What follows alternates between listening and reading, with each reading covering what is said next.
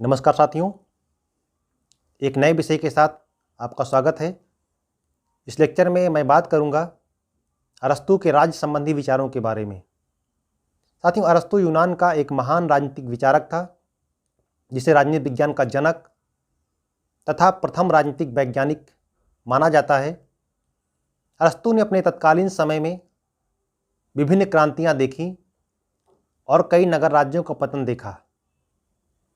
नगर राज्यों के पतन को देखकर उसके मन में सबसे बड़ा प्रश्न यह था कि किस प्रकार से हम एक स्थिर और न्याय तथा समानता पर आधारित शासन व्यवस्था की स्थापना करें। हम एक ऐसे राज्य की स्थापना कैसे कर सकते हैं जो स्थिर हो और जो न्याय और समानता पर आधारित हो। इसीलिए अरस्तू ने विभिन्न प्रकार के सिद्धांतों का प्रतिपादन किया, जैसे न्याय का सिद्धांत, शिक्षा का सिद्धांत, संविधानों का वर्गीकरण, दासता का सिद्धांत, नागरिकता का सिद्धांत और कानून के सर्वोच्चता के सिद्धांत का प्रतिपादन किया। अरस्तू ने अपने राज्य संबंधी विचारों का प्रतिपादन अपनी प्रसिद्ध पुस्तक द पॉलिटिक्स में किया है। उसकी पुस्तक द पॉलिटिक्स 8 भागों में विभाजित है। पुस्तक के पहले अध्याय में उसने राज्य की उत्पत्ति, राज्य की प्रकृति, राज्य के कार्यों तथा उसके उद्देश्यों के बारे में विस्तार से चर्चा की है। साथियों, अरस्तू राज्य की उत्पत्ति के सिद्धांत का प्रतिपादन करते समय राज्य की उत्पत्ति के अन्य सिद्धांतों की आलोचना करता है, उनको अस्वीकार करता है। वह कहता है कि राज्य एक स्वाभाविक संस्था है। राज्य का निर्माण ना तो किसी दैवी शक्ति के कारण हुआ है, राज्य का निर्माण ना तो बल या शक्ति के कारण हुआ है, ना ही राज्य के लिए कोई सामाजिक समझौता हुआ है, बल्कि राज्य एक स्वाभाविक रूप से विकसित एक प्राकृतिक संस्था है।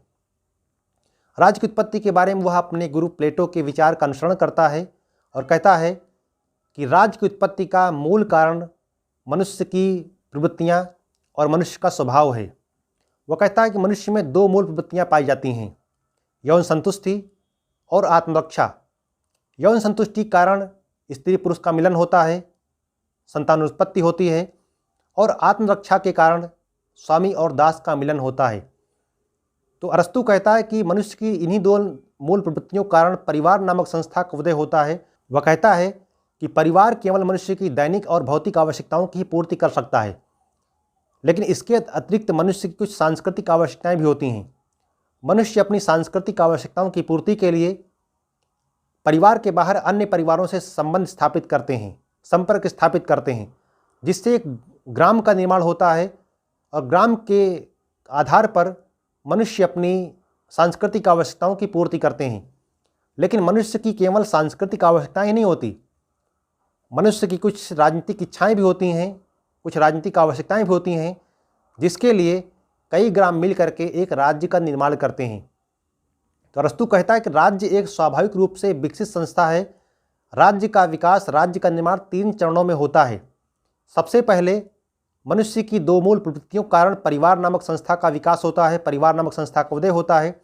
उसके बाद मनुष्य की सांस्कृतिक आवश्यकताओं के कारण ग्राम का विकास होता है, लेकिन मनुष्य की कुछ राजनीतिक आवश्यकताओं के कारण, उसकी अन्य सुरक्षा संबंधी आवश्यकताओं के कारण राज्य नामक संस्था का विकास होता है।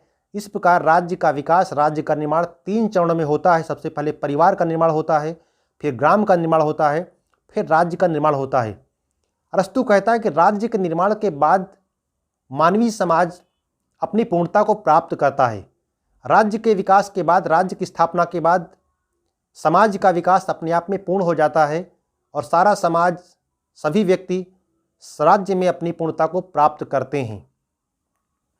राज्य के बारे में बात करते हुए उसने कहा भी है कि राज्य परिवार और ग्रामों का एक ऐसा समूह है जिसका उद्देश्य आत्मनिर्भर जीवन की प्राप्ति करना है। साथियों, जब हम राज्य के कार्यों के संबंध में अरस्तू के विचारों की बात करते हैं तो राज्य के कार्यों के संबंध में अरस्तू ने बहुत विस्तार से चर्चा नहीं की है। राज्य के कार्य के बारे में बात करते हुए अरस्तू ने कहा था, राज्य जीवन के लिए अस्तित्व में आया था, किंतु सद जीवन के लिए अस्तित्व में बना हुआ है। यानी the state came into existence for the sake of life and it continues for the sake of good life. इसके अतिरिक्त अरस्तू जब राज्य के कार्य के बारे में बात करता है तो कहता है राज्य केवल सकारात्मक कार्य करते हैं। वो राज्य के नकारात्मक कार्यों की बात नहीं करता है, वो केवल सकारात्मक कार्यों की बात करते हुए 3 मुख्य कार्यों की बात करता है। सबसे पहले कार्य की बात करते हुए कहता है कि राज्य का सबसे प्रमुख कार्य है नागरिकों को आत्मनिर्भर जीवन प्रदान करना। यानी आत्मनिर्भर जीवन जीने के लिए नागरिकों को जिन वस्तुओं की आवश्यकता है, जिन सुविधाओं की आवश्यकता है, वो वस्तुएं और सुविधाएं प्रदान करना राज्य का सबसे प्रमुख कार्य है, ताकि सभी नागरिक एक आत्मनिर्भर जीवन जी सकें, आत्मनिर्भर जीवन को प्राप्त कर सकें।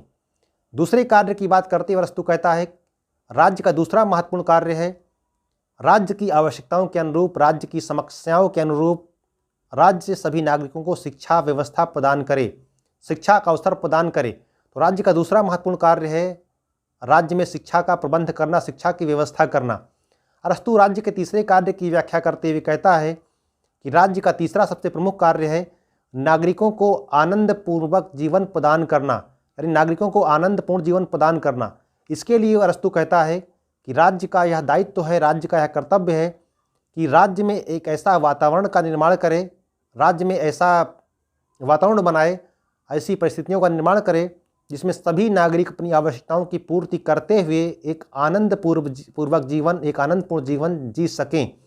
तो इस प्रकार हम अरस्तु के राज्य संबंधी कार्यों की बात करें या राज्य के कार्यों की बात करें, अरस्तु ने राज्य के कार्यों के बारे में बहुत विस्तार से चर्चा नहीं की है। वो केवल कहता है कि राज्य का उद्देश्य सभी नागरिकों को आत्मनिर्भर जीवन प्रदान करना है, उच्च शिक्षा की व्यवस्था करना है और एक ऐसी परिस्थितियों का निर्माण करना है जिससे सभी नागरिक आनंदपूर्वक जीवन जी सकें।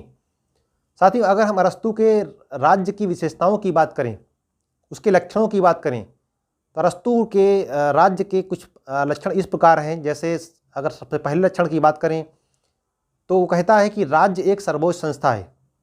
अरस्तु कहता है कि राज्य एक सर्वोच्च संस्था है, यानी state is a supreme institution. सर्वोच्च क्यों?